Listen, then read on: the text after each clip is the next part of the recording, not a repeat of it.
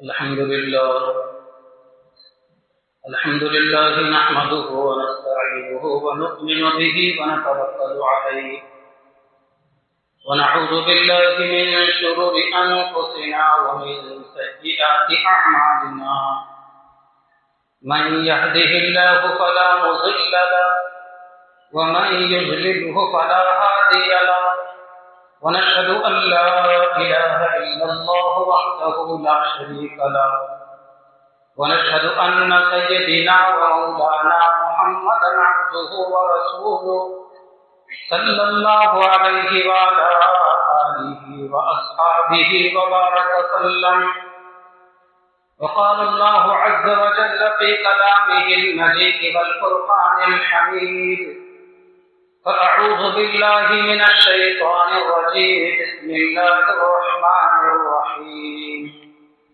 حاميم والكتاب المبين إنا أنزلناه في ليلة مباركة إنا كنا منذرين فيها يفرق كل أمر حكيم.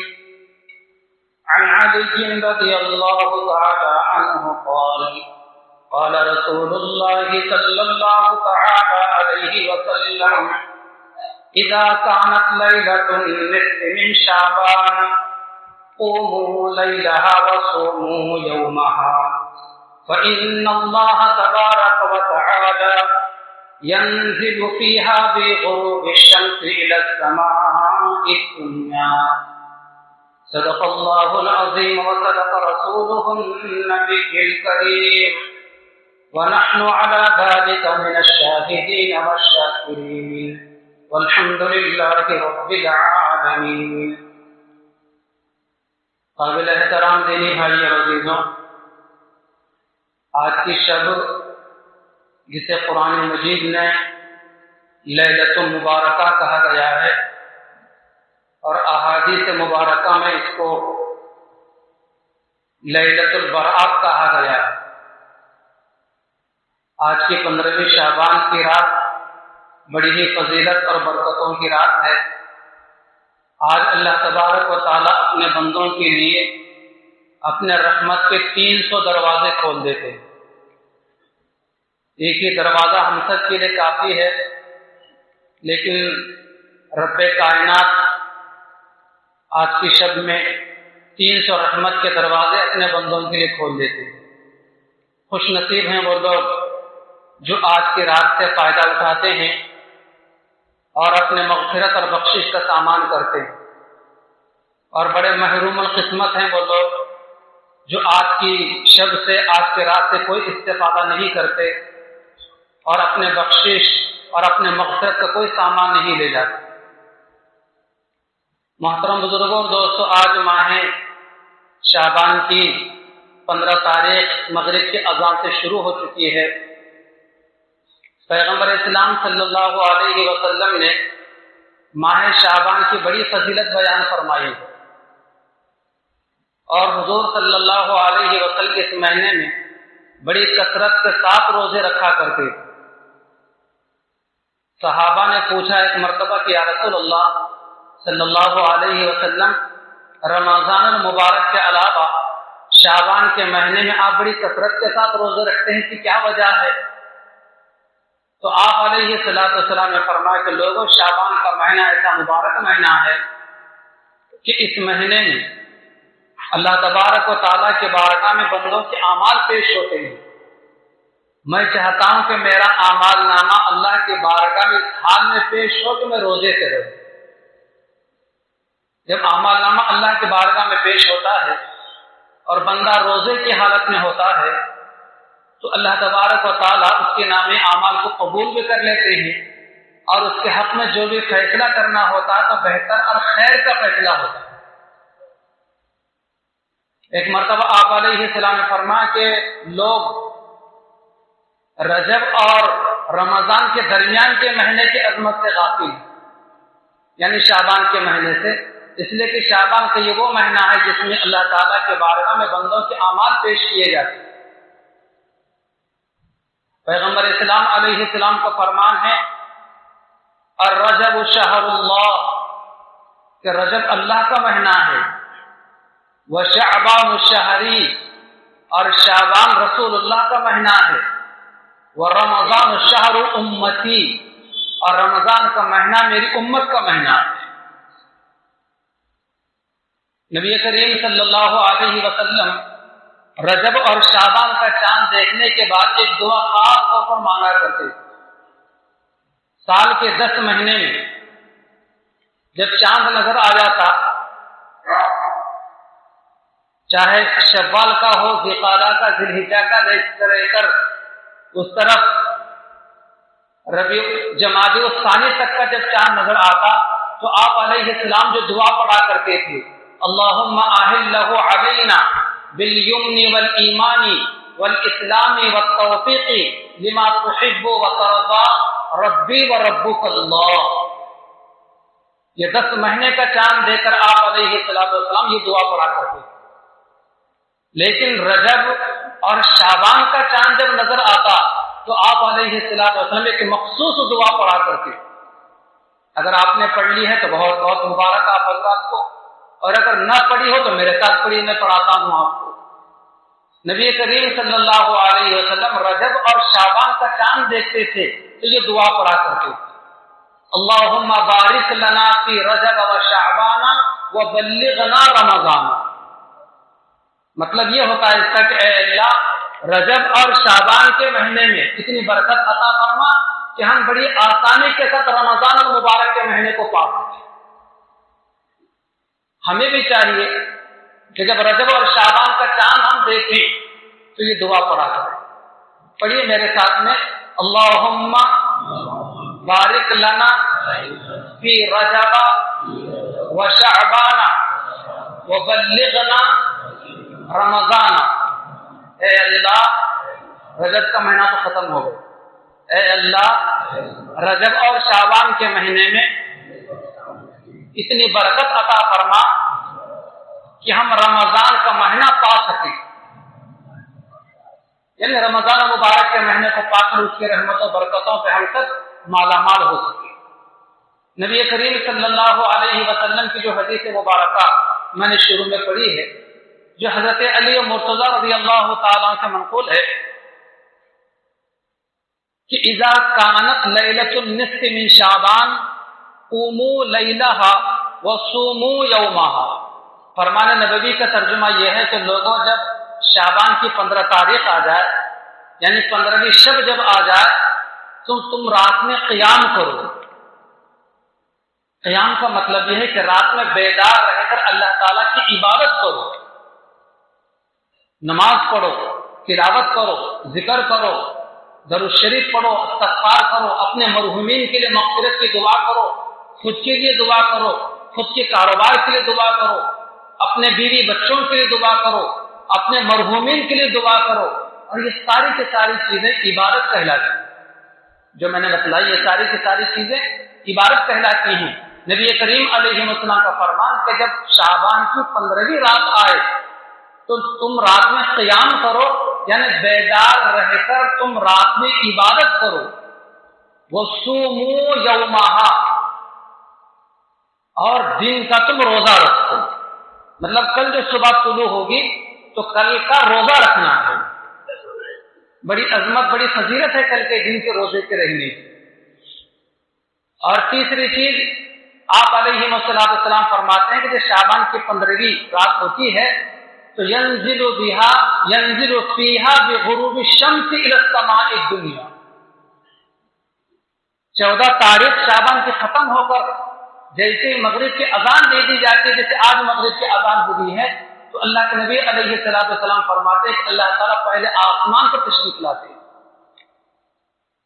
اور وہاں سے اپنے بندوں کو آواز لگائی جاتی ہے کوئی مجھ سے مانگنے والا کہ میں اسے دوں، ہے کوئی مصیبت زدہ جو مجھ سے کہے اپنی مصیبت کو دور کرنے کے لیے اور میں اس کی مصیبت کو دور کروں، ہے کوئی بے روزگار جو مجھ سے روزی و رزق مانگے اور میں اس کو روزی اور رزق عطا کروں۔ یہ پہلے آسمان سے اللہ تبارک و تعالیٰ کی جانب سے صدائیں اپنے بندوں کو لگتی ہیں۔ ویسے سال کے 12 مہینے اللہ تعالیٰ کی طرف سے سزائیں لگتی ہیں، حدیث مبارکہ میں ہے، لیکن رات کے اخیر حصے میں جب تہجد کا وقت ہوتا ہے تو اس وقت، لیکن جب شب برات ہوتی ہے، جب شعبان کی 15ویں رات آتی ہے، تو اللہ تبارک و تعالیٰ کی رحمت پہلے آسمان سے بندوں کی طرف متوجہ ہوتی ہے اور اپنے بندوں کو پکارتے ہیں، اللہ تعالیٰ ہے کوئی مجھ سے مانگنے والا کہ مجھ سے عطا کرے۔ ایسے موقع پر، ایسے مبارک موقع پر جبکہ آسمان سے صدائیں ہمارے لیے لگ رہی ہیں، ہم بھی اگر اللہ تعالیٰ سے کچھ مانگ لیں اور اس صدا کے اوپر ہم بھی لبیک کہہ دیں تو کتنی بڑی بات ہوگی۔ تو آج کی رات جو کام کرنے ہیں وہ 4 کام، ایک تو یہ ہے کہ آج بیدار رہ کر اللہ تعالیٰ کی عبادت کرنی ہے، اور کل روزہ رہنا ہے، اور تیسرے یہ ہے کہ اپنے مرحومین کے لیے مغفرت کی دعا کرنی ہے، چوتھے یہ ہے کہ اگر ہمارے سینے میں کسی کا کینہ ہو، اگر ہم نے کسی سے حسد کیا ہو اور ہم کسی کو دیکھ کر جلتے ہوں، کسی سے ہماری دشمنی ہو، کسی سے ہماری آن بن ہو گئی ہو، کسی سے ہماری بات چیت بند ہو گئی ہو، تو آج کوشش کریں کہ صبح صادق سے پہلے میں اسے ہم کلام ہو جائے، اسے سلام کروں، خیر خیریت پوچھ لوں، اور اگر اپنے سے کچھ غلطی ہوگی، اپنے غلطی کی وجہ سے تعلقات بند ہو گئے ہیں، تو تھوڑا چھوٹا بن کر اس سے معافی مانگنے میں کوئی برا نہ سمجھے، معافی مانگنے۔ نبی کریم صلی اللہ علیہ وسلم کا فرمان آگے میں بتلاؤں گا کہ جو مسلمان ہو کر اپنے سینے میں کسی کا کینہ رکھتا ہے، دشمنی رکھتا ہے، عداوت رکھتا ہے، جلتا ہے، حسد کرتا ہے، تو اللہ تبارک و تعالیٰ آج کی مبارک رات میں بھی ایسے آدمی کی مغفرت نہیں کرتی، اس کی بخشش نہیں ہوتی، اس کی دعائیں قبول نہیں ہوتی۔ تو یہ 4 کام، ایک یہ ہے کہ آج بیدار رہ کر عبادت کرنی ہے، دوسرے یہ ہے کہ کل روزہ رہنا ہے، تیسرے یہ ہے کہ اپنے مرحومین جن کے ہزاروں ہمارے اوپر احسانات، مکان چھوڑ کر گئے، دکان چھوڑ کر گئے، کاروبار چھوڑ کر گئے، ہمیں چھوٹے سے بڑا کیا، پیسہ چھوڑ کر گئے، مکان چھوڑ کر گئے، کتنے ان کے ہمارے اوپر احسان ہے، چھوٹے سے بڑا کیا، تعلیم کی، ملازمت لگائی۔ آج کی رات ہم اپنے مرحومین کو نہ بھولیں، ان کے لیے مغفرت کی دعا کریں، اور چوتھا کام یہ ہے کہ صلح صفائی کر لیں، معافی تلافی کر لیں۔ کسی سے اگر آن بن ہو گئی ہو تو تکبر اور گھمنڈ کرنے کی ضرورت نہیں ہے۔ من تکبر وضعه اللہ، جو تکبر کرتا ہے اللہ تبارک و تعالیٰ لوگوں کی نگاہوں میں اسے گرا دیتے ہیں، یعنی اسے ذلیل کر دیتے ہیں۔ ومن تواضع للہ رفعہ اللہ، اور جو آدمی تواضع انکساری کرتا ہے، اپنے آپ کو جھکائے رکھتا ہے، اللہ کے نبی علیہ السلام فرماتے ہیں کہ اس کو اللہ پاک عزت کا مقام عطا کرتے ہیں۔ اس لیے ہمیں بہت بڑا بن کے رہنے کی ضرورت نہیں ہے، بلکہ کبھی چھوٹا بھی بن جانا چاہیے۔ ماں باپ بہرحال ماں باپ ہیں، ان کے سامنے بچوں کا کہتا بڑا پن، اگر کبھی کوئی بات ہو گئی ہو تو ادب سے بیٹھیے ماں کے سامنے، ادب سے بیٹھیے باپ کے سامنے، اور کبھی کوئی بات ایسی ہو گئی ہو کہ ہماری وجہ سے ان کو تکلیف ہوئی ہو تو صاف طور پر معافی ہو، اور اگر آپ سے کوئی غلطی نہ بھی ہوئی ہو تو کم از کم سامنے ادب سے بیٹھ کر اتنا کہہ دیں کہ آج کی بڑی مبارک رات ہے، آپ میرے لیے دعا کر دیں۔ اور اگر ہمارے ماں کے زبان سے اور ہمارے بوڑھے باپ کے زبان سے اتنا ہی نکل جائے کہ بیٹے اللہ تجھے زندگی بھر خوش رکھے، بس یہ دعا کافی ہے۔ اس روئے زمین کے اوپر اپنے ماں باپ سے بڑھ کر کوئی بزرگ نہیں ہے، سب سے بڑے بزرگ اپنے ماں باپ۔ دوسروں کی دعاؤں کا کسی اور کے حق میں قبول ہونے کے تعلق سے اتنی بات نہیں آئی ہے جتنی کہ ماں باپ کے تعلق سے حدیث مبارکہ میں یہ بات آئی ہے کہ ماں باپ کی دعا اولاد کے حق میں بہت قبول ہوتی ہے۔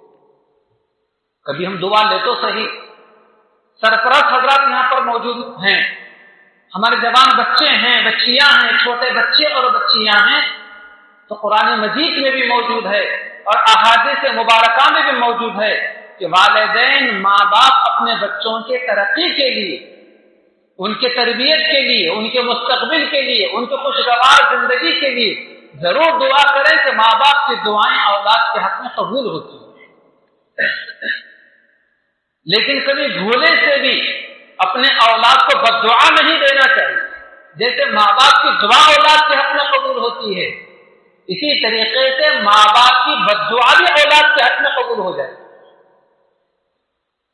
اگر دکھی دل سے کبھی ماں یا کبھی دکھی دل سے اگر باپ اپنے اولاد کو بد دعا دے دے تو اس کی دنیا اجڑنے میں دیر نہیں لگتی۔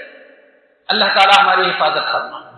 تو بھائیوں اور بزرگوں، آج کی رات بڑی ہی مبارک رات ہے، اور یہی 4 کام اصل آج کرنے کے ہیں۔ اس کے ضمن میں کچھ باتیں میں بیان کیے دیتا ہوں۔ اللہ تعالیٰ مجھے بھی اس سے نفع اٹھانے کی اور آپ حضرات کو بھی اس سے نفع اٹھانے کی توفیق عطا فرمائے۔ حضرت معاذ بن جبل رضی اللہ عنہ بڑے اونچے درجے کے صحابی ہیں۔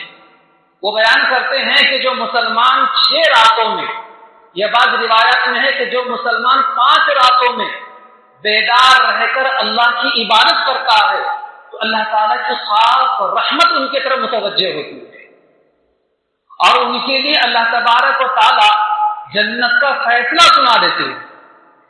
کون سی 6 راتیں ہیں وہ، کون سی 5 راتیں ہیں وہ؟ نبی کریم علیہ السلام کا فرمان جو حضرت معاذ بن جبل رضی اللہ تعالیٰ عنہ بیان کرتے ہیں، پہلی رات ماہ ذی الحجہ کی 8ویں تاریخ، جس دن حجاج کرام مینا کو روانہ ہوتے ہیں، بڑا بھاری دن ہے، بڑا مبارک دن ہے وہ، جس دن حجاج کرام مینا کے میدان کی طرف روانہ ہوتے ہیں۔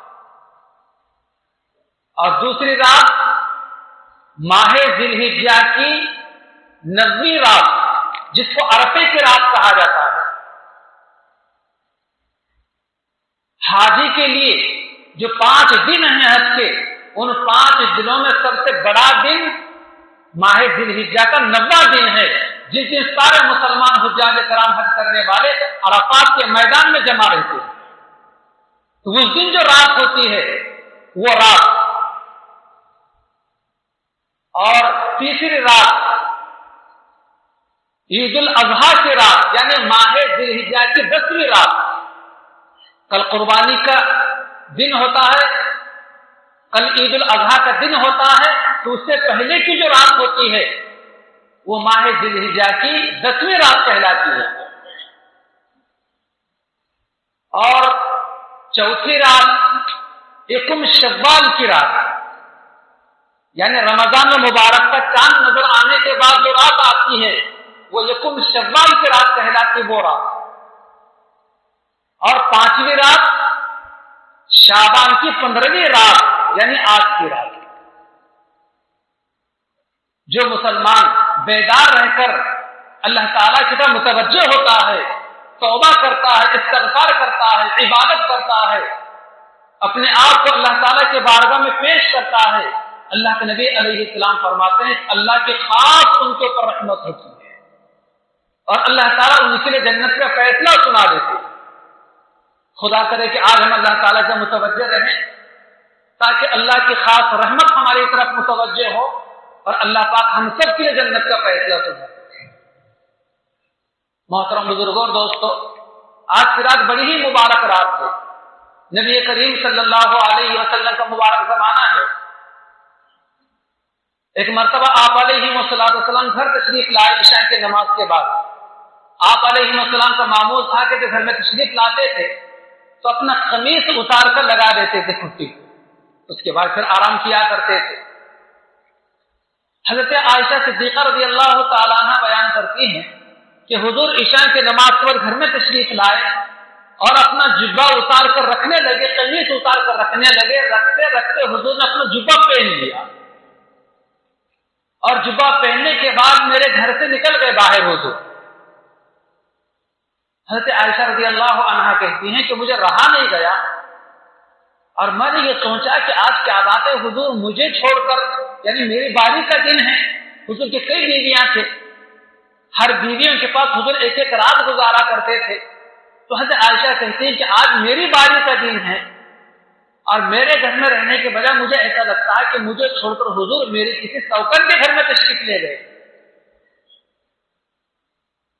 اور حضرت عائشہ رضی اللہ تعالی عنہا نے اپنے سارے سوکنوں کے گھروں میں تلاش کیا حضور پاک علیہ السلام کو، کہیں حضور نہیں ملے۔ یہاں تک کہ حضرت عائشہ کہتے ہیں کہ میں حضور کو تلاش کرتے کرتے مدینہ منورہ کے قبرستان تک گئی، جس کو جنت البقیع کہا جاتا ہے۔ روئے زمین کے اوپر دو قبرستان بڑے مبارک قبرستان ہیں، ایک جنت المعلی جو مکہ مکرمہ کا قبرستان ہے، اور دوسرا ہے جنت البقیع جو مدینہ منورہ کے اندر ہے۔ ہزاروں صحابہ اس میں دفن ہیں، حضور کی بیویاں، حضور کی بیٹیاں اس میں دفن ہیں، اور سب سے پہلے قیامت کے دن اسی قبرستان سے لوگ اٹھیں گے باقی پوری دنیا کے اندر۔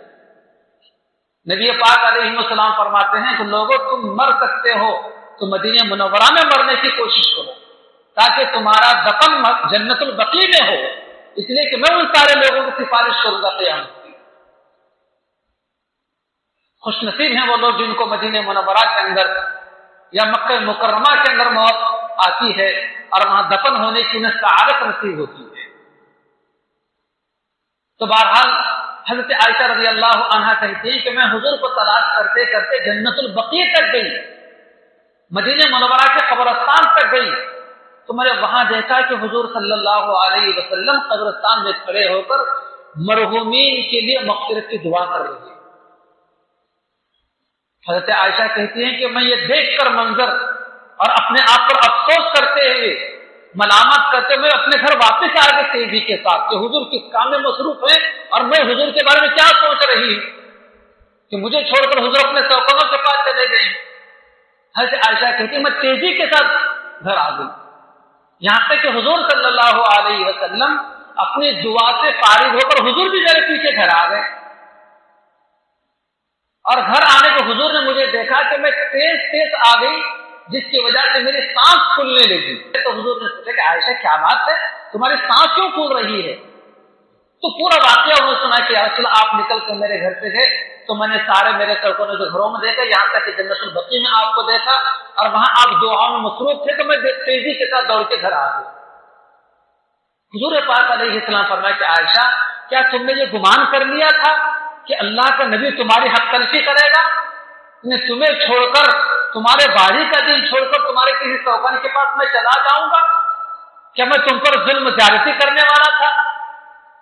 حضرت عائشہ رضی اللہ عنہا نے کہا کہ رسول ایسی بات نہیں ہے، لیکن میری سوچ نے مجھے پریشان کر دیا۔ پھر آپ علیہ السلام نے پوچھا کہ عائشہ جانتی ہوں آج کون سی شب ہے؟ تو حضرت عائشہ رضی اللہ عنہا نے کہا کہ اللہ و رسول عالم، اللہ کے رسول بہتر جانتے ہیں۔ تو آپ علیہ السلام فرمایا کہ عائشہ آج شعبان کی 15ویں رات ہے، تم جانتی ہو آج کیا ہوتا ہے؟ تو نبی کریم علیہ السلام فرمایا کہ عائشہ آج کی رات اللہ تبارک و تعالی اپنے بندوں کو اس قدر کثیر تعداد میں معاف کر دیتے ہیں، ان کی بخشش اور مغفرت کر دیتے ہیں جتنی تعداد کے قبیلے بنو کلب کے بکریوں کے بالوں کی تعداد ہے۔ مدینہ منورہ میں بڑے بڑے قبیلے تھے اور ان کی زندگی کا معمول جو ہے بکریوں کو پالنا، ان کو دودھ استعمال کرنا، ان کو اون بیچنا اور بکریاں بیچ کر گزر بسر کرنا، یہ ان کا معمول تھا۔ سینکڑوں ہزاروں کی تعداد میں لوگ بکریاں رکھا کرتے، کئی قبیلے تھے، لیکن مدینہ منورہ میں کئی قبیلوں میں قبیلہ بنو کلب ایسا قبیلہ تھا جس قبیلے میں سب سے زیادہ بکریاں تھیں۔ جب زیادہ بکریاں تھے تو بھائی ظاہر بات ہے کہ بال بھی زیادہ ہوں گے، ایک بکری کے بدن کے اوپر کے بال ہم گننا چاہے تو گن نہیں سکتے، بے شمار بال ہوتے ہیں۔ تو مدینہ منورہ کے قبیلے بنو کلب کے بکریاں زیادہ، تو ان زیادہ بکریوں کے بدن کے اوپر سب سے زیادہ بال، لاکھ بھی کہہ لیجیے، کروڑ بھی کہہ لیجیے، ارب بھی کہہ لیجیے، خرب بھی کہہ لیجیے، گنتی کا جو آخری عدد ہے وہ بھی شمار کر لیجیے۔ تو گویا کہ اللہ تبارک و تعالیٰ آج کی رات میں انگنت بے شمار اپنے بندوں کو معاف کرتے ہیں، بخشش کرتے ہیں۔ اس لیے آج ہمیں بھی اللہ تعالیٰ سے بخشش مانگنا چاہیے۔ پھر حضرت عائشہ رضی اللہ عنہا کہتی ہیں کہ حضور صلی اللہ علیہ وسلم فرمایا کہ عائشہ اگر تمہاری اجازت ہو تو میں آج عبادت کروں۔ حضرت عائشہ صدیقہ رضی اللہ عنہا نے کہا کہ یا رسول اللہ میرے ماں باپ آپ پر قربان، آپ شوق سے عبادت کیجیے۔ چنانچہ حضرت عائشہ صدیقہ رضی اللہ تعالیٰ عنہ کہتی ہے کہ حضور عبادت کے لیے کھڑے ہو گئے، لمبا قیام کیا آپ علیہ السلام، لمبا رکوع کیا، پھر اس کے بعد آپ نے اتنا لمبا سجدہ کیا کہ میں دیکھنے لگی حضور پاک علیہ السلام کو، آپ کی حرکت تک نہیں ہو رہی۔ میں ڈر گئی کہ کہیں حضور کا انتقال تو نہیں ہو گیا، بالکل حرکت بھی نہیں ہے جسم کے اندر، اتنا زیادہ خدا کی طرف متوجہ ہیں آپ علیہ السلام۔ مجھے رہا نہیں گیا اور میں نے حضور پاک علیہ السلام کے مبارک انگلی کو پکڑ کر، پیر کی انگلی کو پکڑ کر ہلایا تو حضور کے پیر کی انگلی ہل گئی۔ تم نے یقین آیا کہ نہیں حضور زندہ نہیں۔ میں نے پھر کان لگا کر سنا تو حضور صلی اللہ علیہ وسلم سجدے میں پڑھ کر اللہ تبارک و تعالیٰ کے عذابوں سے پناہ مانگ رہے ہیں۔ تو معلوم ہے کہ آج خاص طور پر اللہ کی پکڑ سے اور اللہ کے عذاب سے پناہ مانگنا چاہیے۔ تو حضور صلی اللہ علیہ وسلم نے آج کے شب کے تعلق سے یہ ہدایت ہے آپ علیہ السلام، ہر بندے کو اللہ تبارک و تعالیٰ آج جو ہے نواز دیتے ہیں، اس کی مغفرت کر دیتے ہیں، لیکن کچھ بدنصیب ایسے بھی ہوتے ہیں کہ آج کی مبارک رات میں ان کی بخشش نہیں ہوتی۔ خدا کرے کہ ان بدنصیبوں میں ہمارا شمار نہ ہو، اور اگر ہو تو بیٹھے بیٹھے اپنے جگہ پر نیت کر لیں کہ میں اس گناہ سے توبہ کروں، دل میں نیت کر لیں تو اللہ تبارک و تعالیٰ کے ہم بھی محبوب کہلائیں گے اور اللہ تبارک و تعالیٰ کے بخشش کے ہم بھی حقدار ہو جائیں گے۔ اور وہ لوگ جن کی آخرت میں بخشش نہیں ہوتی، کسی حدیث میں 2 کا تذکرہ ہے، کسی حدیث میں 5 کا ہے، اور کسی حدیث میں 7 لوگوں کا تذکرہ ہے۔ میں نے سارے حدیثوں کو جمع کیا اور میں نے 1 سے لے کر شمار کرنا شروع کیا تو وہ 13 لوگ ہیں جن کی بخشش آج کی مبارک رات میں نہیں ہوتی، ان کی گناہوں کی وجہ سے، ان کی گناہوں کی نحوست کی وجہ سے، ان کی بدعملی کی وجہ سے۔ کون ہیں وہ لوگ؟ اللہ کے نبی علیہ السلام فرماتے کہ سب سے پہلا بدنصیب وہ آدمی ہے جو شرک کرنے والا ہو، مشرک کی آج بخشش نہیں ہوتی، لیکن مسلمانوں کے اندر بھی بے شمار تعداد ایسے مسلمان بھائیوں بہنوں کی ہے جو اپنے آپ کو مسلمان کہتے ہیں لیکن ان کے اعمال کفریہ اور شرکیہ اعمال ہوتے ہیں، اس لیے اپنے آپ کو ایسے کفریہ حرکتوں سے اور شرکیہ حرکتوں سے، شرکیہ اعمال سے اپنے آپ کو بچانے کی ضرورت ہے۔ آپ جائیے بزرگان دین کے مزاروں کے اوپر، وہ بزرگ کیوں بنے؟ وہ بزرگ اس لیے بزرگ بنے کہ انہوں نے اپنی زندگی بڑی صاف ستھری زندگی گزاری، اللہ کے مرضی کے مطابق اور نبی پاک علیہ السلام کی شریعت کے مطابق انہوں نے زندگی گزاری، اس لیے بزرگ کہلائے۔ لیکن آج کتنے مسلمان ایسے ہیں، کتنے بھائی ایسے ہیں، کتنی بہنیں ایسی ہیں جو خدا کو سجدہ کرنے کی توفیق نہیں ہوتی، ہفتوں اور مہینوں خدا کے گھر میں آنے کی توفیق نہیں ہوتی، لیکن وہاں بزرگ کے مزار پر جا کر دیکھو وہ برابر سجدے میں پڑے نظر آئے، وہاں مزاروں پر سجدے کرتے۔ کیونکہ شرکیہ عمل نہیں ہے تو کیا ہے کہ ایک صحابی نے نبی کریم صلی اللہ علیہ وسلم کی خدمت میں حاضر ہو کر عرض کیا کہ یا رسول اللہ، ملک فارس کے لوگوں کو میں نے دیکھا ہے کہ وہاں کے لوگ اپنے بادشاہ کو سجدہ کرتے ہیں، یا رسول اللہ آپ سے بڑھ کر کون بادشاہ ہو سکتا ہے؟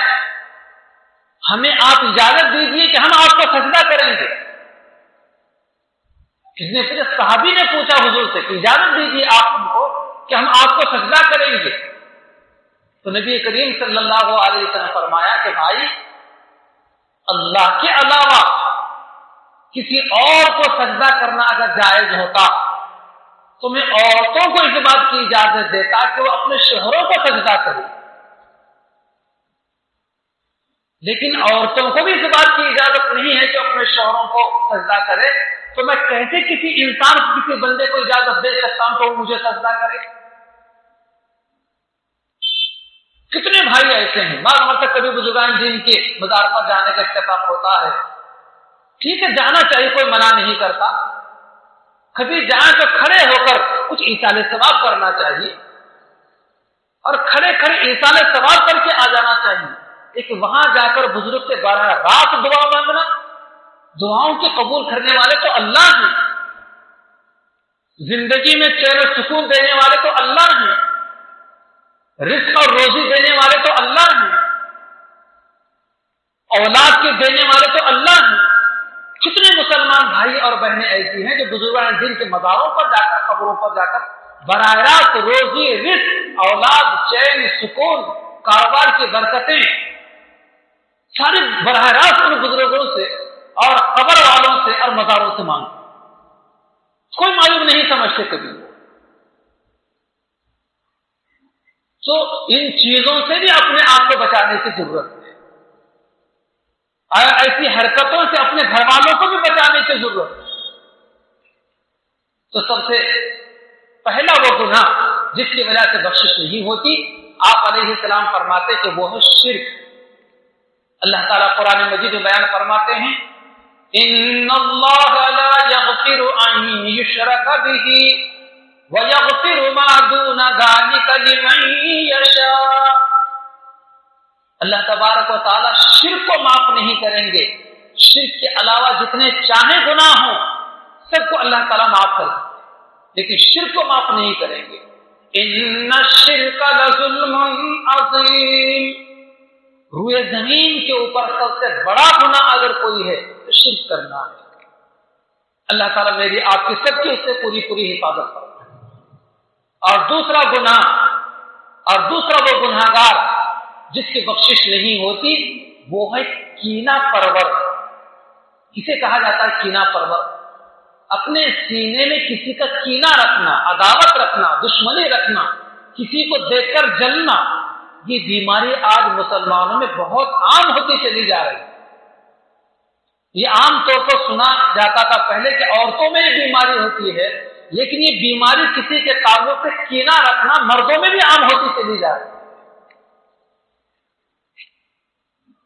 اللہ تعالیٰ حفاظت کرنا، اس لیے کبھی بھی اپنے سینے میں کسی بھائی کے تعلق سے، کسی بہن کے تعلق سے کینہ، عداوت، حسد نہیں ہونا چاہیے۔ کسی کے صحت کو دیکھ کر ہم جلتے ہیں، کسی کے کاروبار کو دیکھ کر ہم جلتے ہیں، کسی کی قابلیت کو دیکھ کر ہم جلتے ہیں، کسی کے تعلیم کو دیکھ کر ہم جلتے ہیں، کسی کے بچوں کو دیکھ کر ہم جلتے ہیں، کسی کے مکان اور بنگلے کو دیکھ کر ہم جلتے ہیں، کسی کی گاڑی کو دیکھ کر ہم جلتے ہیں کہ اس کے پاس کیوں آئی، کہاں سے آئی، آپ کو کیا کرنا ہے، کہیں سے بھی آئی ہوگی۔ تو یہ سوچ آج دن بدن مسلمانوں کی ایسی ہوتی چلی جا رہی ہے کہ جس کی وجہ سے اتنے بڑے گناہ کا شکار مسلمان ہو رہے ہیں۔ حسد، نبی کریم صلی اللہ علیہ وسلم نے اس کی بڑی مذمت بیان فرمائی ہے۔ اس لیے بھائیوں اور بزرگوں، اپنے سینے کو ہمیشہ کینے کپٹ سے صاف رکھنا چاہیے۔ کوئی پیسہ کما رہا ہے، کمانے دو اسے، اللہ مبارک کرے، برکت دے، اور اسے دعا دینی چاہیے۔ کوئی صحت مند ہے، اس کے بچے پڑھ لکھ کر آگے بڑھ رہے ہیں، آپ کو بھی خوش ہونا چاہیے، آپ بھی اپنے بچوں کو پڑھائیے۔ کوئی اگر مکان بنا رہا ہے تو بنانے دیجیے، خوش ہو جائیے، مبارکبادی دیجیے، اللہ وہ مکان پائے، تکمیل تک پہنچے۔ کسی کے کاروبار اچھے چل رہے ہیں، بہت اچھی بات ہے، آپ خوشی کا اظہار کیجیے، برکت کی دعا دیجیے اس کے لیے۔ لیکن دوسروں کو دیکھ کر جلنے کی وجہ سے جلنے والے کا تو کوئی فائدہ نہیں ہوتا سوائے جلنے کے۔ دنیا کا بھی اس کا نقصان ہے اور آخرت کا نقصان ہے کہ اس کی بخشش ہونے والی نہیں۔ آج کے مبارک شب میں اس کی بخشش نہیں ہوتی۔ حضور پاک علیہ السلام کا مبارک زمانہ ہے، حضور صلی اللہ علیہ وسلم ایک مرتبہ اپنے صحابہ کے درمیان ایسے بیٹھ کر واضح نصیحت فرما رہے تھے، حضور کی نگاہ فوراً منبر کے پاس سے مسجد کے دروازے کے پاس گئی، سارے صحابہ کی نظریں حضور پر ٹکی ہوئی ہیں۔ حضور پاک علیہ السلام فرمایا کہ لوگوں، ابھی مسجد میں ایک جنتی آدمی آنے والا ہے، میں تم کو ایک جنتی کی زیارت کراتا ہوں۔ صحابہ بڑے خوش ہو گئے کہ کون خوش نصیب ابھی آ رہا ہے مجلس کے اندر، مسجد کے اندر، لیکن نگاہیں کس طرف ہیں؟ صحابہ کے حضور کی طرف ہیں۔ ایک صحابی جن کا نام حضرت سعد بن ابی وقاص ہے، وہ آئے مجلس میں آ کر بیٹھ گئے۔ سارے صحابہ نے دیکھا ان کو تو واہ، حضور نے زندگی میں ان کو جنت کی خوشخبری سنائی۔ اور ایسے 10 لوگ ہیں جن کو حضور صلی اللہ علیہ وسلم نے اپنے مبارک زمانے میں جنت کی خوشخبری سنائی، جن کو عشرہ مبشرہ کہا جاتا ہے۔ عشروں کے معنی آتے ہیں عربی کے 10 کے، مبشرہ جن کو خوشخبری سنائی گئی، عشرہ مبشرہ جن کو اللہ کے نبی نے اپنی حیات میں، ان کی حیات میں جنت کی خوشخبری سنائی، جن میں سے ایک سعد بن ابی وقاص بھی ہے۔ بہرحال مجلس ختم ہو گئی، سب اپنے اپنے گھروں کو چلے گئے۔ پھر دوسرے دن حضور کے ایسے ہی مجلس لگی، حضور قیم کی باتیں ارشاد فرما رہے ہیں، حضرات صحابہ توجہ سے سن رہے ہیں، یہاں تک کہ پھر آپ علیہ السلام کی نگاہ دروازے کی طرف اٹھی تو آپ علیہ السلام فرمایا کہ لوگوں، ابھی تمہارے درمیان ایک جنتی آنے والا ہے، تم کو ایک جنتی کی زیارت میں کراتا ہوں۔ صحابہ نے پھر دیکھا کہ وہی صحابی آئے اور مجلس میں آ کر بیٹھ گئے۔ سب نے خوشی کا اظہار کیا کہ کتنی اچھی بات ہے، حضور نے جنت کی خوشخبری انہیں سنائی ہے۔ پھر تیسرے دن بھی ایسے ہی ہوا، خوشی کا اظہار کیا سب نے، اور ان صحابی کو دیکھ کر اپنی آنکھیں ٹھنڈی کی، بڑی اچھی بات ہے کہ آج ہم نے ایک جنتی کو دیکھا ہے۔ مجلس ختم ہو گئی تو حضرت عمر فاروق رضی اللہ تعالیٰ کے بیٹے عبداللہ بن عمر وہ مجلس سے اٹھے اور ان کے پیچھے گئے حضرت سعد بن ابی وقاص، جن کو حضور نے 3 دن تک مسلسل روزانہ جنت کی خوشخبری سنائی تھی۔ ان کے پیچھے گئے اور کہنے لگے کہ میرے والد صاحب کے گھر میں کچھ آمدن ہو گئی ہے اور میں 2-3 دن گھر نہیں جاؤں گا، اگر آپ کی اجازت ہو تو میں آپ کا مہمان بنوں۔ اس لیے کہ عرب بڑے میزبان ہوتے ہیں، مہمان نوازی عربوں کے بہت مشہور ہے، چونکہ حضرت سیدنا ابراہیم علیہ السلام کی اولاد ہے وہ۔ حضرت ابراہیم علیہ السلام کا بھی معمول یہ تھا کہ کبھی دسترخوان پر اکیلے بیٹھ کر کھانا نہیں کھاتے، کوئی اگر گھر میں نہ ہوتا تو راستے پر جا کر کھڑے ہو جاتے، کوئی بھی ہوتا پکڑ کر لاتے، کھا میرے ساتھ کھانا کھلاتے۔ ایک مرتبہ گئے، کوئی گھر میں نہیں تھا، ایک بڑے میاں کو پکڑ کر لایا، بڑا کھاؤ، اللہ کا نام لو، کھانا شروع کرو، بسم اللہ پڑھو، کھانا شروع کرو۔ بڑے میاں نے کہا کہ اللہ کو میں نہیں جانتا۔ میں نے کہا تو اللہ کا نام لینا، اٹھ کر چلا جائے، نکل یہاں سے۔ وہ بڑے میاں اٹھ کر نکل کر چلے گئے۔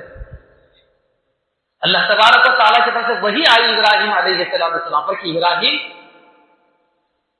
اللہ کا نام نہ لینے پر تم نے ایک مرتبہ اس بڑے میاں کو کھانا نہیں کھلایا، وہ زندگی بھر ہمارا نام نہیں لے رہا لیکن برابر ہم اس کو کھانا کھلا رہے ہیں، یہ کیا ماجرا ہے؟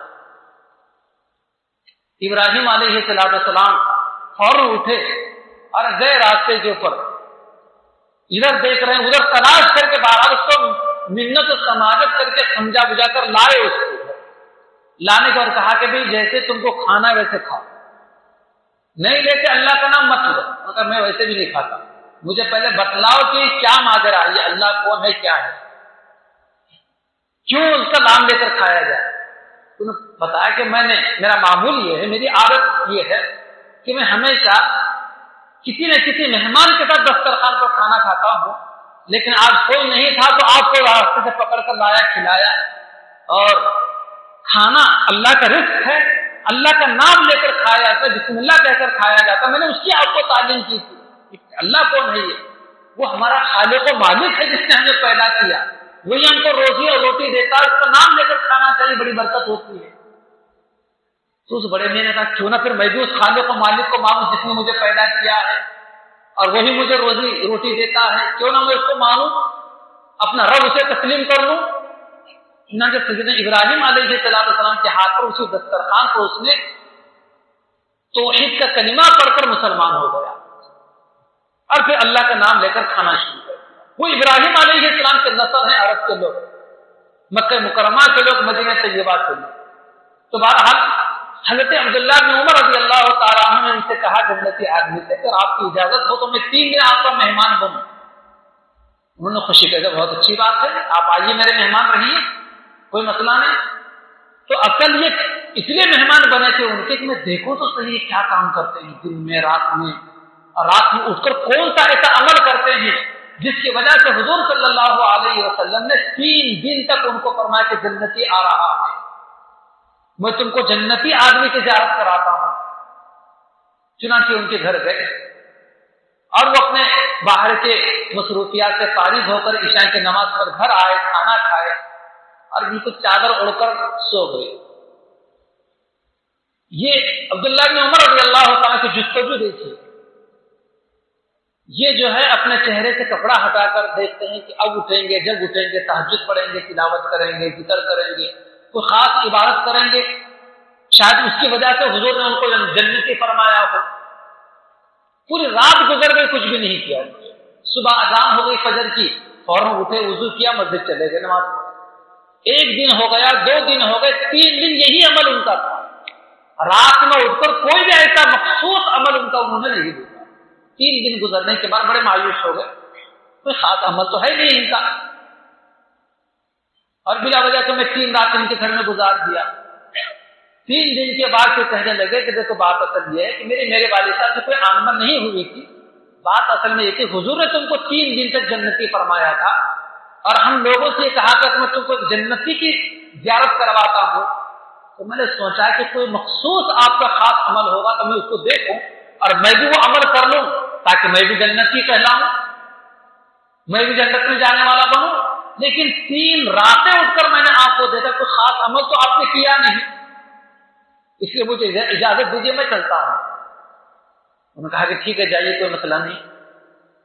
تھوڑے دور گئے حضرت عبداللہ بن عمر، تو حضرت سعد بن ابی وقاص جو مہمان میزبان سے کہا کہ او بھائی رکو، ادھر بلایا، اور بلانے کے بعد کہا کہ شاید بات ہو نہ ہو یہ ہو، واقعہ اصل میں یہ ہے کہ میرے عبادتیں، رات کے معاملات، دن کے معاملات سب تو آپ نے دیکھ لی یہی ہے، لیکن ایک میری عادت یہ ہے کہ میں اپنے سینے میں کسی کا کبھی کینہ نہیں رکھتا. ہر ایک کے تعلق سے میرا سینہ جو ہے پاک ہوتا ہے. میں اپنے سینے میں، اپنے دل میں کبھی کسی کی دشمنی، کبھی کسی کا حسد، کبھی کسی کا بغض میں نہیں رکھتا، کبھی کسی کو دیکھ کر میں جلتا نہیں. تم نے کہا کہ او شاید یہی تمہارا عمل ہے کہ تم اپنے سینے میں کبھی کسی کا کینہ نہیں رکھتے، جس کی وجہ سے حضور نے تم کو جنتی کہا. تو یہی عمل تھا جس کی وجہ سے حضور پاک علیہ السلام نے جنتی فرمایا. تو محترم بزرگوں، دوستو، اپنے سینے کو اپنے بھائیوں کے تعلق سے صاف ستھرا رکھنا جنتی ہونے کی علامت ہے.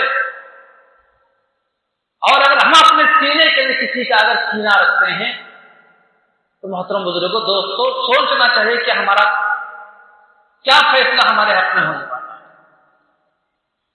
اس لیے کبھی ہم اپنے سینے میں کسی کا کینہ نہ رکھیں، صاف ستھرا بھی. کبھی اگر کچھ بات ہو بھی جائے تو اس کو سینے میں پالنا نہیں چاہیے. مہینوں برسوں گزر رہے ہیں، سینہ چہرہ پھیر کر رہ رہے ہیں، سلام کرے تو چہرہ پھیر لے رہے ہیں. ایسا نہیں ہونا چاہیے. موقع ملتا تو سلام میں پہل کر لو. آنمن ہو جاتی ہے، کبھی ماں باپ سے بھی ہو جاتی ہے، کبھی بھائیوں سے بھی ہو جاتی ہے، کبھی بہنوں سے بھی ہو جاتی ہے، کبھی پڑوسی سے بھی ہو جاتی ہے، کبھی عام دوستوں سے بھی ہو جاتی ہے. لیکن اس کو دراز نہیں کرنا چاہیے. مہینوں، ہفتوں، برسوں اس کو اپنے سینے میں پالنا نہیں چاہیے، عداوت اور دشمنی. اور اگر کوئی مسلمان ہو کر ایسی حرکت کرتا ہے تو یاد رکھنا شب برات جیسی مبارک رات میں بھی اس کی بخشش نہیں. اللہ ہماری حفاظت فرمائے. 2 ہو گئے. تیسرا وہ بدنصیب آدمی اور وہ گناہ جس کی بخشش نہیں ہوتی. آپ علیہ السلام فرماتے کہ وہ ہے قاطع الرحم، یعنی اپنے رشتہ داروں سے قطع تعلق کرنے والا، رشتہ توڑنے والا. خواہ کے اپنے بھائیوں سے رشتہ توڑ دیتا ہے، کبھی اپنے بہنوں سے رشتہ توڑ دیتا ہے، کبھی اپنے سسرال والوں سے رشتہ توڑ دیتا ہے، کبھی اپنے ماں باپ سے رشتہ ختم کر دیتا ہے. تو نبی کریم علیہ الصلوۃ والسلام کا فرمان ہے لا يدخل الجنت قاطع. ہمارے مدرسے میں پڑھنے والے چھوٹے بچے بھی یہاں پر موجود ہیں، ان کو بھی حدیث مبارکہ یاد ہوگی.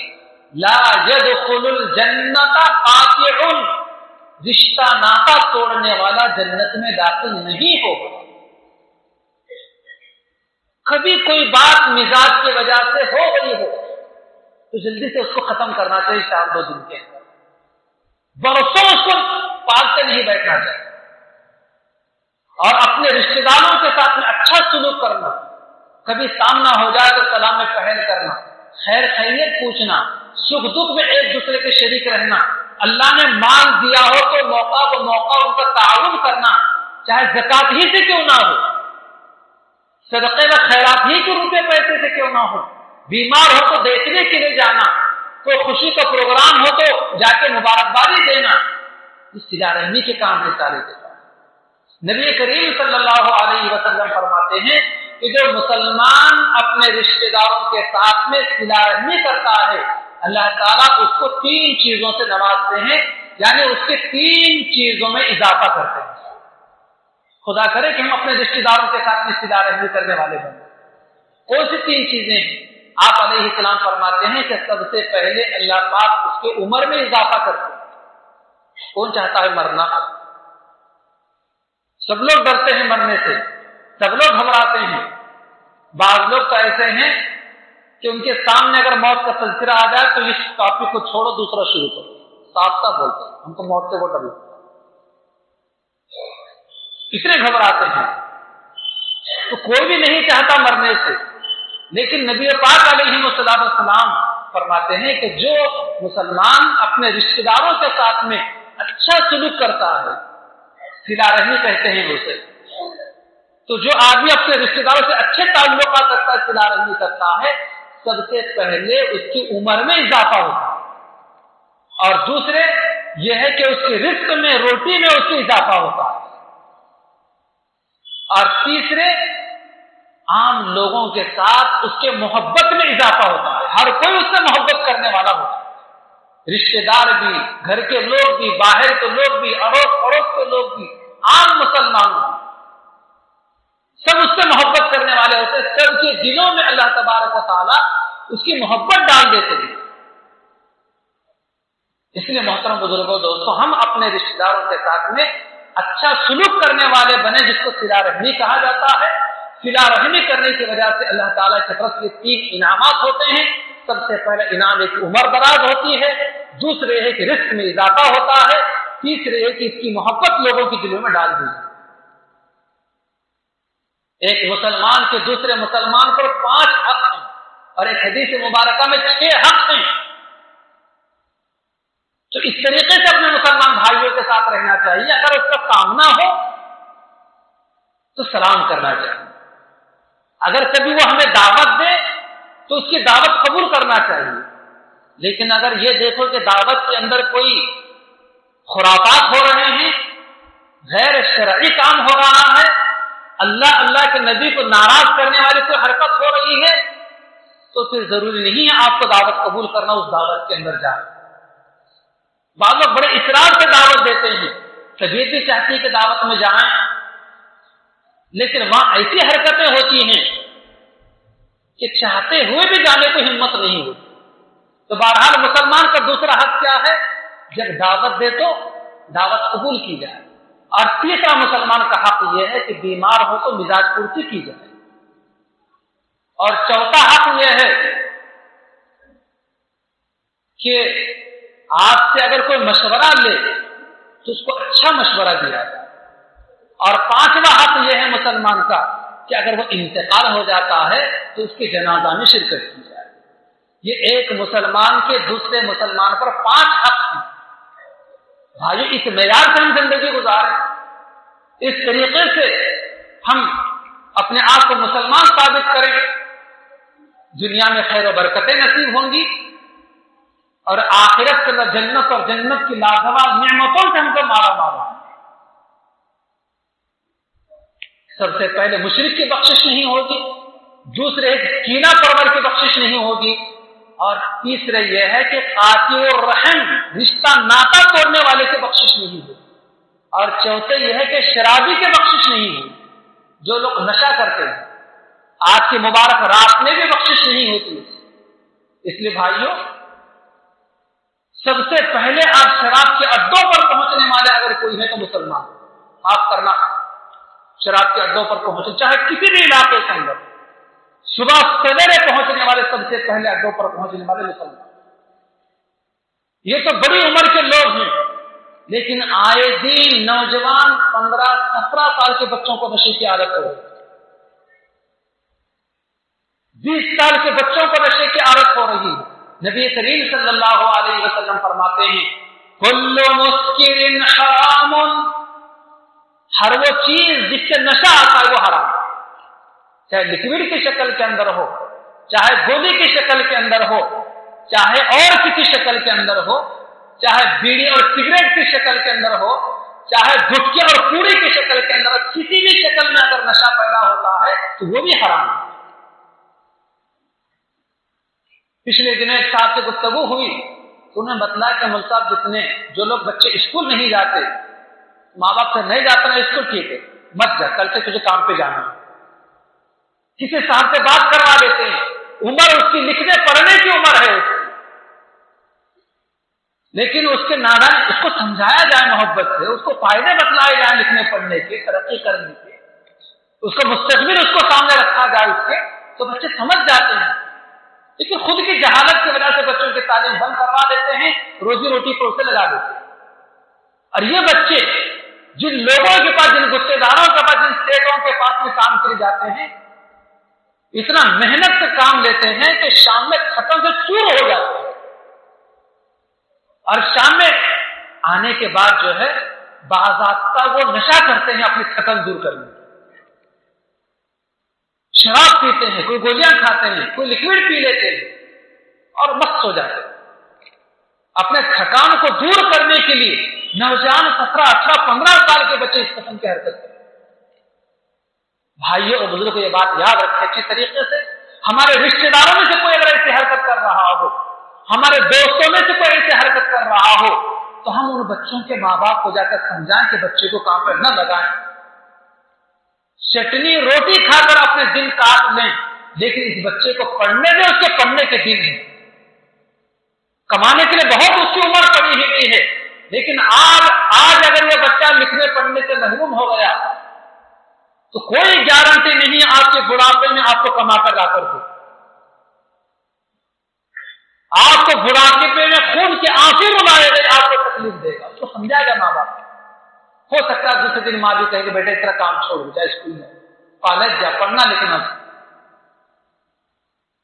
کئی بچے اس قسم کے برائیوں کے اڈوں پر بیٹھ کر جو ہے اور روز مزدوری کر رہے ہیں، بچے ہفتہ 2-3 ہزار روپے کما کر لا رہا ہے، ایک ہفتے میں 2,000 روپے ماں کو دیتا ہے، 1,000 اپنے پاس رکھتا ہے۔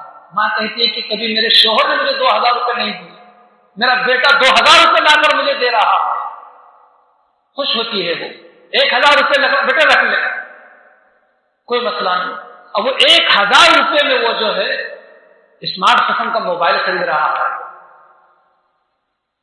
اور ماں باپ سو جاتے ہیں تو رات کا اکثر و بیشتر حصہ اسی موبائل کے ذریعے سے غلط حرکتوں میں لگا ہوگا، اپنی جوانی بھی تباہ کر رہا۔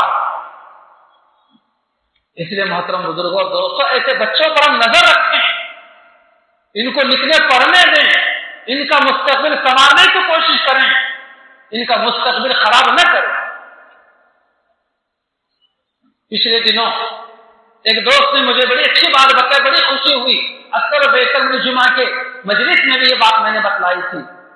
حالانکہ ان کے بچے و بچیاں کالج جاتے ہیں، اور آج کل کالج کی تقریباً پڑھائی موبائل کے ذریعے سے ہو گئی، چاہے امتحان کا پیریڈ ہو چاہے نہ ہو۔ ان صاحب نے کہا کہ مول صاحب ہمارا وقت رات میں سونے کا 10 بجے، ہم اپنے بیڈ روم میں جانے سے پہلے بچوں پر پابندی ہے کہ وہ بچے، نوجوان بچے، ہمارے بچیاں موبائل لا کر ہمارے بیڈ روم میں لا کر ہمارے حوالے کریں۔ آپ کو پڑھنا ہے کتابوں کے ذریعے سے پڑھائی کرو، نہ خاموش ہو کر سو جاؤ، لیکن رات 10 بجے کے بعد موبائل آپ کے پاس میں نہیں رہے گا۔ مجھے اتنی خوشی ہوئی کہ اللہ تعالیٰ ہر ماں باپ کو ایسی سمجھ بوجھ عطا فرمائے تو کتنی نوجوان بچوں اور بچیوں کا مستقبل جو خراب ہو رہا ہے سدھر جائے گا۔ تو یہ عادت بنائیے اپنے بچوں کو، اگر بچے ہمارے گھر بڑے ہیں، موبائل آپ نے دیا ہے ان کے لیے ضروری ہے تو یہ کہہ دیں کہ بیٹا 10 بجے ہمارے پاس آپ کا موبائل آ جانا چاہیے، لیکن آج ہم نہیں کہتے۔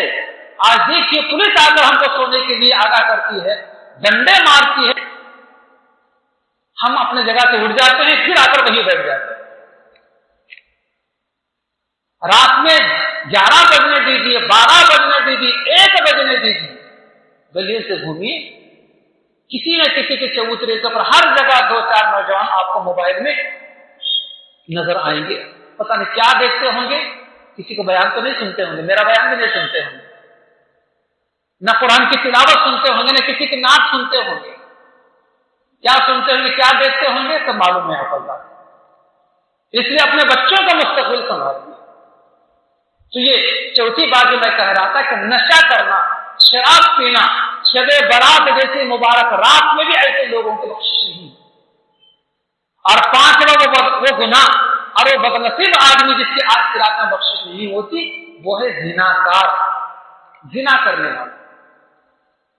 آج یہ چیز جو بڑی جیسے شراب اور نشہ عام ہوتا چلا جا رہا ہے، اسی طریقے سے آج زناکاری بڑی عام ہوتی چلی جا رہی ہے، بلکہ اس کی قباحت آج نوجوان بچیوں اور بچوں کی مزاجوں سے نکلتی جا رہی ہے۔ کوئی باعث کی بات نہیں۔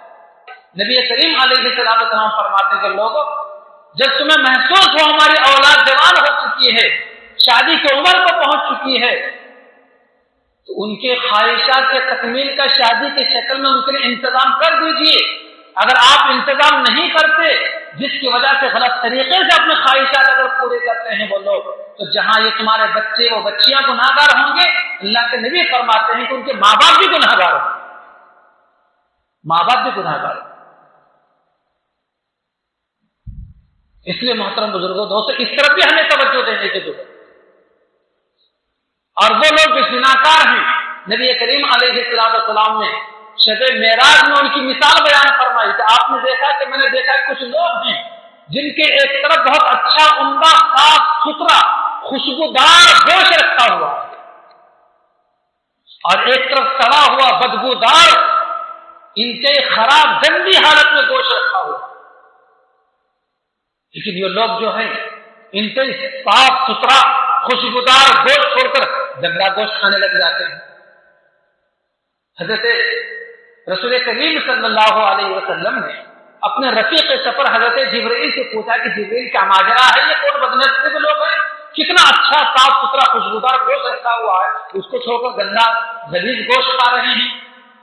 تو حضرت جبرائیل نے کہا کہ اے نبی محمد صلی اللہ علیہ وسلم، یہ آپ کی امت کے زناکار لوگ ہیں جن کے پاس گھروں میں بیویوں کے شکل میں صاف ستھری چیز موجود تھی، حلال پاکیزہ چیز موجود تھی، انہوں نے حلال صاف ستھری چیز کو چھوڑ کر گندی جگہوں پر جا کر منہ کالا کیا، اس کی وجہ سے اللہ تبارک و تعالیٰ گندی چیز ان کو کھلا دی، اور قیامت تک یہ چیز گندی چیز وہ کھاتے رہے۔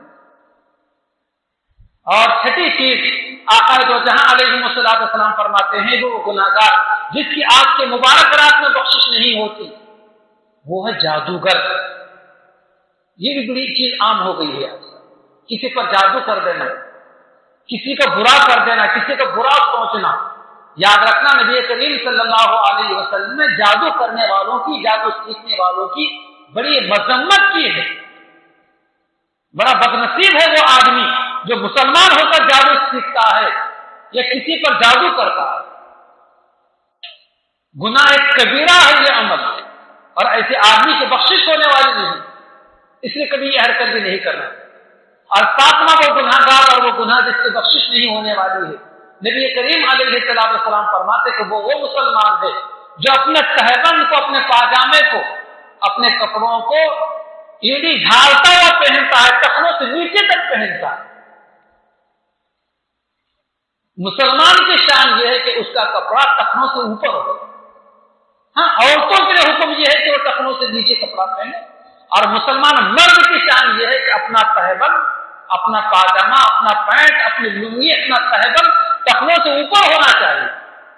نبی کریم علیہ السلام کا فرمان ہے، بخاری شریف کی حدیث ہے، حضور فرماتے ہیں ما اسفل من الكعبین من الازار فهو في النار۔ جو آدمی اپنا کپڑا ٹخنوں کو ٹخنوں سے نیچے لٹکتا ہوا پہنتا ہے، جس کا کپڑا ٹخنوں سے نیچے تک ہوتا ہے، اس کا اتنا حصہ جہنم میں جلنے والا ہے۔ اس لیے محترم بزرگوں کو خود بھی اپنی عادت بنائیں ٹخنوں سے اوپر کپڑا پہننے، اور اپنے بچوں کو بھی عادی بنائیں کہ ٹخنوں سے اوپر کپڑا پہنے۔ نبی کریم علیہ السلام فرماتے ہیں کہ 3 لوگ ایسے ہیں جن کو قیامت کے دن اللہ تبارک و تعالیٰ 4 قسم کا عذاب دیں گے۔ ثلاثة لا يكلمهم الله يوم القيامة ولا ينظر إليهم ولا يزكيهم ولهم عذاب عليم۔ حضور فرماتے کہ 3 لوگ ہیں جن کو قیامت کے دن اللہ تبارک و تعالیٰ 4 قسم کا عذاب دیں گے۔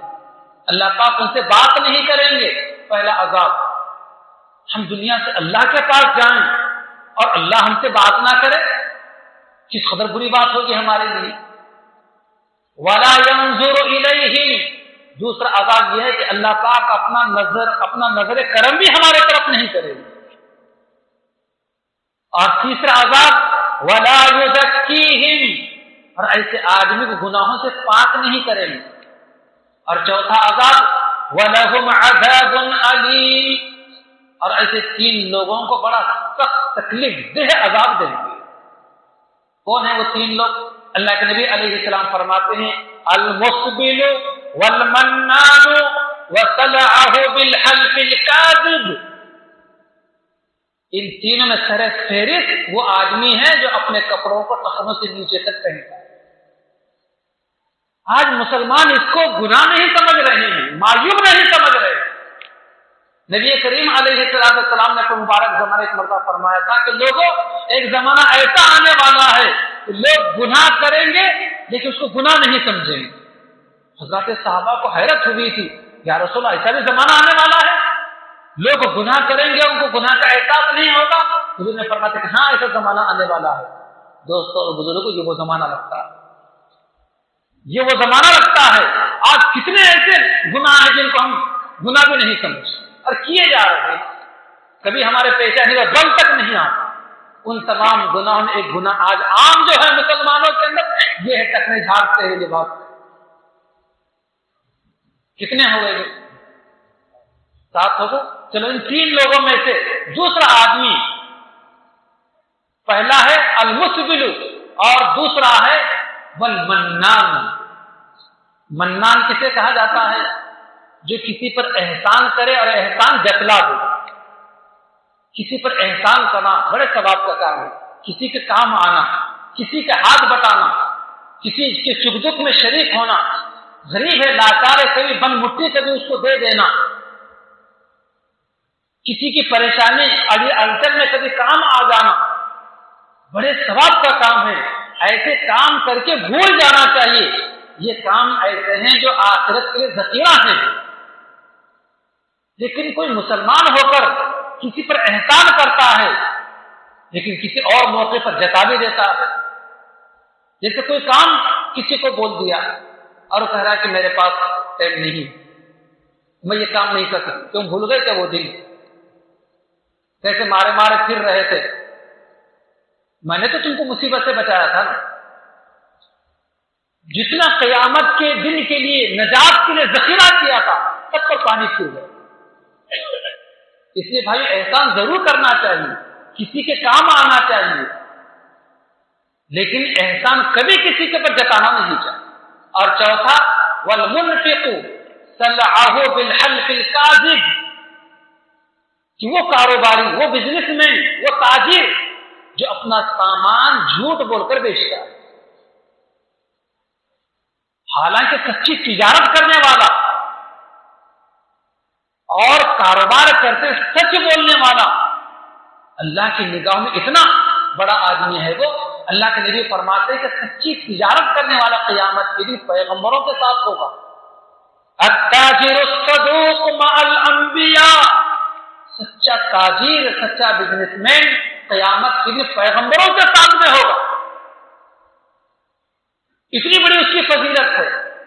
لیکن چند ٹکوں کی خاطر اور چند روپیوں کی خاطر جھوٹ بول کر اگر اپنا سامان بیچتا ہے، اللہ کے نبی علیہ السلام فرماتے ہیں کہ قیامت میں کیا پیغمبروں کے ساتھ ہوگا، کیا اس کی نجات ہوگی، بلکہ 4 طریقے سے اس کو عذاب ہوگا. سچی تجارت کرنے میں، سچ بولنے میں اللہ نے برکت رکھی. کتنے ہو گئے؟ 7 ہو گئے. 8واں جو گناہگار ہے جس کی بخشش نہیں ہوتی وہ ہے ماں باپ کا نافرمان، ماں باپ کو ایذا و تکلیف دینے والا. بھائیوں، ہمارا سب سے بڑا چھوٹا پن، ہماری سب سے بڑی کمزوری یہ ہے کہ ہم کسی کے اولاد ہیں. اور ماں باپ کا سب سے بڑا پن یہ ہے کہ وہ ہمارے ماں باپ. بس اتنی بات کافی ہے. چاہے وہ لاکھ ہمارے پہ ظلم کریں لیکن آپ کو اف کہنے کی اجازت نہیں، کیونکہ ماں باپ ہیں. اگر غلط ظلم زیادتی کر رہے ہیں تو اپنے گناہوں کی سزا وہ بھگتیں گے، سزا پائیں گے وہ، لیکن آپ کو اجازت نہیں ہے زبان ہلانے، کیونکہ آپ ان کے اولاد ہیں. اور نبی پاک علیہ السلام نے فرمایا کہ اسی ماں کے قدموں تلے جنت ہے. الجنت تحت اقدام الامہات، ماں کے قدموں سے بھی جنت ہے. تو رہ تو صحیح اس سے لے. اور باپ کو الوالد اوسط ابواب الجنہ، باپ جنت کے 8 دروازوں میں سے بیچ کا دروازہ، جنت کے 8 دروازے، ان تمام دروازوں سے بیچ کا دروازہ تیرا باپ. اللہ کے نبی علیہ السلام نے مرتبہ فرمایا کہ تیرے ماں باپ تیرے لیے جنت ہیں یا تیرے لیے دوزخ ہیں. ماں باپ کے سامنے جھکا رہے، ان کی اطاعت و فرما برداری کرتا رہے، تیرے ماں باپ تیرے لیے جنت ہیں. اور اگر ماں باپ کے سامنے اگر نخرے کرتا ہے، ہاں ہوں کرتا ہے، زبان درازی کرتا ہے، تو سن لے تیرے ماں باپ تیرے لیے دوزخ. اس لیے محترم بزرگوں اور دوستوں، اپنے ماں باپ کے ساتھ میں ہمارے بہتر تعلقات ہونا چاہیے. کچھ غلطی اگر وہ کہتے ہیں تو وہ جانے، ان کا عمل جانے، لیکن ہم باحث اولاد ہونے کے ہم کو بولنے کا اختیار نہیں. ہاں، افہام و تفہیم کے اعتبار سے، سمجھانے کے اعتبار سمجھا سکتے ہیں، بول سکتے ہیں، لیکن رویہ انتہائی نرم ہونا چاہیے، انتہائی ادب کے ساتھ. آپ کے الفاظ میں ایسے سختی نہیں ہونا چاہیے، دانت ڈپٹ کا انداز نہیں ہونا چاہیے. آپ مانے نہ مانے، آپ زبردستی منوا نہیں سکتے. آج نوجوان اس سلسلے کے بڑے بے قابو ہوتے چلے جا رہے ہیں. ماں باپ کے سامنے بچوں کی زبان بڑی بے قابو ہوتی چلی جا رہی ہے. عزیز نوجوانوں، اپنے زبانوں کو قابو میں رکھیں. ماں باپ کی دعائیں لے کر اپنی دنیا اور آخرت سنوارنے کی کوشش کیجیے. ماں باپ کی بد دعائیں لے کر، ماں باپ کو تکلیف دے کر اپنی دنیا مت اجاڑیے اور اپنی آخرت خراب مت کیجیے. 9واں گناہگار جن کی آج سے رات میں بخشش نہیں ہوتی وہ ہے چغل خور. فرمان نبوی ہے، نبی کریم صلی اللہ علیہ وسلم فرماتے ہیں، بخاری شریف کی روایت ہے، عربی پڑھ کے سناتا ہوں. لا يدخل الجنت قطاط. ہمارے بچوں سے پوچھ لیجیے چھوٹے مدرسے ترجمہ کیا ہے. لا يدخل الجنت قطاط، چغل خور جنت میں داخل نہیں. اسے کہا جاتا ہے چغل خور، لگاؤ بجاؤ کرنے والا. یہاں کچھ کہہ دیا، وہاں کچھ کہہ دیا، اب دونوں لڑتے رہے. جھگڑے لگانے والا، اس کے بعد اس کے سامنے کہنے والا، اس کے بعد اس کے سامنے کہنے والا. قیامت کے لیے اس کی زبان کو قینچی سے کترا جائے گا اور یہ جنت میں نہیں جا سکے گا. بہرحال جو باتیں کہی گئی، بہت باتیں کہی گئی ہیں، اگر اسی پر ہم عمل کر لیں تو اس جنت ہمارا ٹھکانا. اس لیے خاص طور پر آج کی رات عبادت کریں. جب تک آپ کی آنکھ ساتھ دے عبادت کیجیے، دعا کیجیے، استغفار پڑھیے، توبہ کیجیے.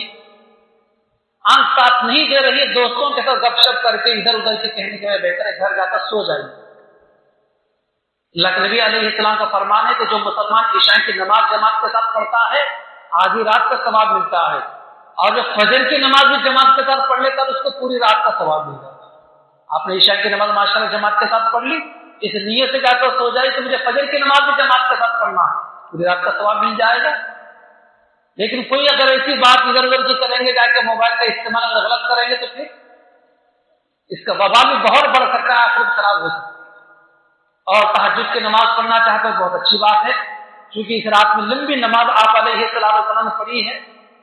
اس لمبی نماز پڑھنے کے لیے صلاۃ التسبیح کی نماز بھی پڑھنے کی کوشش کیجیے، تہجد کی نماز پڑھیے، قضاء عمرے کی نماز پڑھیے، سورہ یاسین پڑھیے، اپنے مرحومین کے لیے مغفرت کی دعا کیجیے۔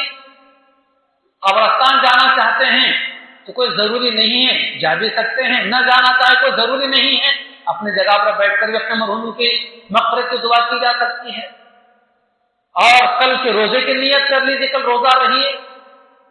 اپنے سے اگر کسی کے آنبن ہو گئی تھی یا ہماری آنبن کسی اور سے ہو گئی تھی، موقع ہے، وقت ہے، چاہے براہ راست پہنچ کر ہو یا موبائل کے اوپر ہو، معافی مانگ لیجیے، سلام کر لیجیے۔ انشاءاللہ آج کی رات کی ساری رحمت و برکتوں سے ہم مالا مال ہو جانے والے ہیں۔ اللہ تعالی ہمیں عمل کی توفیق عطا فرمائے۔ چلیے دعا ہو انشاءاللہ بے قریب آجی، اپنے لیے، اپنے اولاد کے لیے، اپنے کاروبار کے لیے، اپنے مرحومین کے لیے، اپنے خاص طور پر ملک کے لیے، سب کے لیے دعا کریں۔ اللهم صل على سيدنا مولانا محمد وعلى آل محمد وبارك وسلم۔ اللهم صل على محمد وعلى آل محمد كما صليت على إبراهيم وعلى آل إبراهيم إنك حميد مجيد۔ اللهم بارك على محمد وعلى آل محمد كما باركت على إبراهيم وعلى آل إبراهيم إنك حميد مجيد۔ اللهم أنت السلام منك السلام تبارك يا ذا الجلال والإكرام۔ اللهم إنا نسألك العفو والعافية والمعافاة الدائمة في الدين والدنيا والآخرة، والفوز بالجنة والنجاة من النار ربنا لا تؤاخذنا إن نسينا أو أخطأنا، ربنا ولا تحمل علينا إصرا كما حملته على الذين من قبلنا، ربنا ولا تحملنا ما لا طاقة لنا به، واعف عنا واغفر لنا وارحمنا، واعف عنا واغفر لنا وارحمنا، أنت مولانا فانصرنا على القوم الكافرين، لا إله إلا أنت سبحانك إني كنت من الظالمين، لا إله إلا أنت سبحانك إني كنت من الظالمين، يا حي يا قيوم يا حي يا قيوم برحمتك نستغيث، أصلح لنا شأننا كله ولا تكلنا إلى أنفسنا طرفة عين، لا إله إلا الله الحليم الكريم، سبحان الله رب العرش العظيم، الحمد لله رب العالمين، نسألك موجبات رحمتك وعزائم مغفرتك والغنيمة من كل بر والسلامة من كل إثم، لا تدع لنا ذنبا إلا غفرته، ولا هما إلا فرجته، ولا دينا إلا قضيته، ولا مرضا إلا شفيته، ولا حاجة من حوائج الدنيا والآخرة إلا قضيتها يا أرحم الراحمين، يا أكرم الأكرمين۔ ربنا ظلمنا أنفسنا وإن لم تغفر لنا وترحمنا لنكونن من الخاسرين۔ یا اللہ ہمارے گناہوں کو معاف فرما، یا اللہ ہمارے خطاؤں کو درگزر فرما، یا اللہ ہمارے سیئات کو حسنات سے مبدل فرما۔ یا اللہ آج آپ دینے کے لیے بیٹھے ہیں، یا اللہ ہم بھی آپ سے لینے ہی کے لیے بیٹھے ہیں، یا اللہ ہم میں سے کسی کو محروم نہ فرما، یا اللہ ہم میں سے کسی کو محروم نہ فرما، ہم میں سے ہر ایک کو آج مالا مال فرما، یا اللہ ہم میں سے ہر ایک کو آج مالا مال فرما، ہم میں سے کسی کو محروم نہ فرما۔ یا اللہ بڑے گناہگار ہیں، بڑے خطاکار ہیں، بڑے سیاکار ہیں، دن کے اجالے میں، رات کے اندھیرے میں، مجمع میں، تنہائی میں، ہر جگہ ہم نے ہر قسم کے گناہ کیے ہیں۔ رب ذوالجلال ہمارے سارے گناہوں کو معاف فرما، سارے گناہوں کو معاف فرما۔ زمین کے اس حصے کو بھلا دیجیے جہاں پر ہم نے گناہ کیے ہیں، کہیں ایسا نہ ہو کہ زمین کا وہ حصہ قیامت کے دن ہمارے گناہوں کے تعلق سے گواہی دے، فرشتوں کو بھلا دیجیے، نام اعمال میں سے وہ گناہ مٹا دیجیے۔ پروردگار ہمارے حال پر رحم فرما، کرم فرما، نوازش کا معاملہ فرما، مہربانی کا معاملہ فرما۔ الہ العالمین، آج کی رات آپ کی رحمت ہماری طرف متوجہ ہے۔ پہلے آسمان سے آپ صدائیں لگا رہے ہیں، آواز لگا رہے ہیں، ہے کوئی مجھ سے مانگنے والا کہ میں اسے عطا کروں۔ پروردگار ہم مانگنے کے لیے بیٹھے ہیں، یا اللہ ہم آپ کے صدا پر لبیک کہہ رہے ہیں۔ یا اللہ ہماری تکلیفوں سے ہمیں نجات عطا فرما، ہمارے پریشانیوں کو ہم سے دور فرما، ہمارے کاروبار میں برکتیں عطا فرما، ہمارے گھروں میں برکتیں عطا فرما۔ یا اللہ ہمیں رحمتوں برکتوں والی، یا اللہ پاکیزہ روزی عطا فرما، ہمارے بچوں کو تعلیمی مراحل میں کامیابی عطا فرما، ہمارے بچوں کو خوشگوار زندگی، روشن مستقبل عطا فرما، ہمارے نوجوانوں پر رحم فرما۔ آج آئے دن موبائل کی وجہ سے بڑے سنگین گناہوں کے عادی ہوتے چلے جا رہے ہیں ہمارے نوجوان۔ یا اللہ ہمارے نوجوانوں کو اس سے حفاظت فرما، ہمارے بچوں کی، ہمارے بچیوں کی حفاظت فرما۔ الہ العالمین، آج کی رات کی ساری خیر و برکتوں سے ہمیں مالا مال فرما۔ یا اللہ ہر گناہ سے ہم توبہ کرتے ہیں، آئندہ گناہ نہ کرنے کا ارادہ کرتے ہیں۔ رب ذوالجلال ہمارے توبہ کو قبول فرما، ہماری مغفرت فرما۔ یا اللہ آئندہ جو عزم کر رہے ہیں اس پر ہمیں قائم رہنے کی توفیق عطا فرما۔ یا اللہ ہمارے مرحومین کی مغفرت فرما، جتنے بھائی یہاں پر بیٹھے ہوئے ہیں، جن کے ماں باپ زندہ ہیں، ان کو صحت عافیت عطا فرما، بیمار ہوں تو صحت عطا فرما، عمر دراز عطا فرما۔ ہم میں سے جن کے ماں باپ کے دونوں میں سے کوئی ایک انتقال کر گئے ہوں تو رب ذوالجلال ہمارے مرحوم ماں باپ کی مغفرت فرما۔ یا اللہ ہمارے مرحوم ماں باپ کے قبر کو جنت کا باغ بنا، کروٹ کروٹ میں چین سکون عطا فرما۔ یا اللہ جنت الفردوس کا داخلہ انہیں نصیب فرما۔ اچانک موت سے، حادثات کے موت سے ہماری حفاظت فرما۔ جب موت آئے تو ہماری زبان پر کلمے طیبات جاری و ساری فرما۔ یا اللہ ہماری زندگی بڑی گناہوں سے آلودہ ہے، یا بڑے گناہوں سے ہم عادی ہوتے چلے جا رہے ہیں۔ پروردگار صاف ستھری زندگی گزارنے کی توفیق عطا فرما، بے داغ زندگی گزارنے کی توفیق عطا فرما۔ جو گناہ پیچھے ہو چکے ہیں مولا کریم، پچھلی زندگی سے ہم معافی مانگتے ہیں، ہمیں معاف فرما۔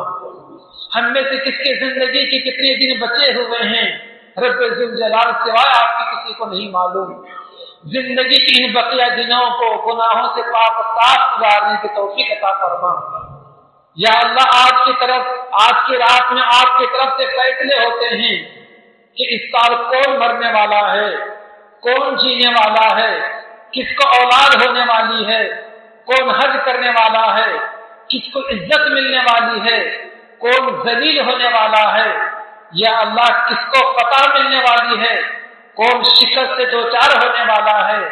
مولا کریم ہمارے حال پر رحم فرما، ہمارے ملک میں امن و امان قائم فرما، محبت و بھائی چارگی عام فرما، مسلمانان ہند کے جان و مال کی عزت و آبرو کی حفاظت فرما، دشمنان اسلام کی دشمنی سے ہماری پورے امت مسلمہ کی حفاظت فرما، ہمارے مکاتب کی، ہمارے مدارس کی، ہمارے مساجد کی، ہمارے مراکز کی حفاظت فرما۔ یا اللہ ہمارے مراکز کی حفاظت فرما، سب کی ضروریات کو اپنے خزانے خیر سے پورا فرما۔ یا رب ذوالجلال ہمارے ملک میں امن و امان قائم فرما، ہر آنے والی آفت سے ہمیں، ہماری اور ہمارے ملک کی حفاظت فرما، مسلمانوں میں اتحاد و اتفاق پیدا فرما، مل جل کر رہنے کی توفیق عطا فرما، ایک دوسرے کو نظر انداز کرنے کا حوصلہ عطا فرما۔ یا اللہ ایک دوسرے کو لے کر چلنے کا مزاج عطا فرما، حسد اور کینہ و کپٹ سے ہمارے سینے کو پاک و صاف فرما، کینے سے ہمیں محفوظ فرما۔ الہ العالمین اپنے بھائیوں کے ساتھ محبت و خلوص کے ساتھ رہنے کی توفیق عطا فرما۔ یا اللہ ہماری زندگی بڑی داغدار ہوتی چلی جا رہی ہے، یا اللہ جن کی زندگی داغدار ہوتی ہے، جن کے اعمال کالے ہوتے ہیں، ان کا کوئی پرسان حال نہیں ہوتا، دنیا میں بھی وہ ذلیل ہیں، قبر میں ان کے لیے اندھیرا ہے، میدان محشر میں پکڑ کا باعث ہے، ان کے لیے مقدر جہنم کا ٹھکانہ ہے۔ پروردگار اس سے ہماری حفاظت فرما، صاف ستھری بیدار زندگی گزارنے کی توفیق عطا فرما، دین پر عمل کرنے کی توفیق عطا فرما، شریعت و سنت سے محبت اور لگاؤ عطا فرما۔ یا اللہ صغیرہ و کبیرہ گناہوں سے ہماری حفاظت فرما، غزہ و فلسطین کے مظلوم بھائیوں کی مدد فرما۔ یا اللہ غزہ کے اور فلسطین کے مظلوم زخمی، یا اللہ شکست خوردہ بھائیوں بہنوں کو مزید حوصلہ، ہمت، شجاعت و بہادری عطا فرما۔ جو لوگ زخمی ہیں انہیں صحت عافیت عطا فرما۔ یا اللہ جو شہید ہو چکے ہیں ان کی شہادتوں کو قبول فرما۔ یا اللہ مسجد اقصی و بیت المقدس کی بازیابی کے فیصلے فرما۔ یا اللہ جن بھائیوں بہنوں نے ہم سے دعاؤں کے لیے کہا ہے، لکھا ہے، ہم سے متوقع ہیں، سب کی دعاؤں کو قبول فرما۔ آج کی رات میں سب کی دعاؤں کو قبول فرما۔ یا اللہ جن نوجوان بھائیوں نے، جن چھوٹے بچوں اور بچیوں نے دعاؤں کے لیے کہا ہے، یا اللہ ان کے ماں باپ کو عمر دراز عطا فرما، ان بچوں کو خوشگوار زندگی، روشن مستقبل عطا فرما۔ یا اللہ ہر قسم کے غیر شرعی حرکتوں سے ہماری حفاظت فرما، حلال پاکیزہ طیب برکت والی روزی عطا فرما، فضول خرچی سے، اسراف سے ہماری حفاظت فرما۔ یا اللہ جس قدر ہمارے مسلمان بھائی اور نوجوان جیلوں میں ہیں، ان تمام مسلمان بھائیوں اور نوجوانوں کی رہائی کے فیصلے فرما۔ یا اللہ ان کی رہائی کے فیصلے فرما۔ یا اللہ بہت سارے بیماروں نے صحت کے لیے دعا کے لیے کہا ہے، ان تمام بیماروں کو صحت عافیت عطا فرما، تندرستی عطا فرما، طاقت و قوت عطا فرما۔ ہم میں سے جو بھائی صاحب اولاد ہیں ان کی اولاد کو نیک و صالح بنا، ہمارے اولاد کو خوشگوار زندگی، روشن مستقبل عطا فرما۔ حاضرین میں جو بے اولاد ہیں، اولاد کی آرزو رکھتے ہیں، مولا کریم ان کو نیک و صالح اولاد عطا فرما۔ یا اللہ ہر قسم کی برائیوں سے ہماری حفاظت فرما۔ یا اللہ اتنا بڑا مجمع دنیا کے کسی سخی کے سامنے جا کر، کسی فرمان روا کے سامنے جا کر اگر کچھ مانگ دے تو اس کو بھی رحم آ جائے گا۔ رب ذوالجلال آپ تو رحمان الرحیم ہیں، آپ تو ستار و غفار ہیں۔ یا اللہ ہمارے حال پر رحم فرما، ہماری بخشش فرما، ہمارے ساتھ رحم و کرم کا معاملہ فرما۔ جو کچھ بھی ہم نے ٹوٹے پھوٹے انداز سے آپ سے مانگا ہے وہ عطا فرما، جو نہیں مانگ سکتے ہیں اپنے فضل و کرم سے عطا فرما۔ اتنے بڑے مجمع کے اندر کس کی کیا ضرورت ہے، کون کس تکلیف کا مارا ہے، کون پریشان حال ہے، یا اللہ کس کی کیا حاجت ہے، کیا پریشانی ہے، سب سے آپ واقف ہیں۔ یا اللہ سب کے دعاؤں کو قبول فرما، سب کی حاجتوں کو پورا فرما، سب کو تکلیفوں سے نجات عطا فرما۔ الہ العالمین اچانک موت سے، حادثات کے موت سے حفاظت فرما۔ جب موت آئے تو ہماری زبان پر کلمہ طیبہ جاری و ساری فرما۔ آج ہمارے اکابرین و اسلاف یہ بات کہہ رہے ہیں کہ آج مسلمانوں کو چاہیے کہ وہ 3 میل سے اپنا تعلق مضبوط کریں تو ہر آنے والی آفت سے، ہر آنے والے فتنے سے وہ محفوظ رہ سکتے ہیں۔ خدایا ان 3 میلوں سے اپنا تعلق مضبوط کرنے کی توفیق عطا فرما۔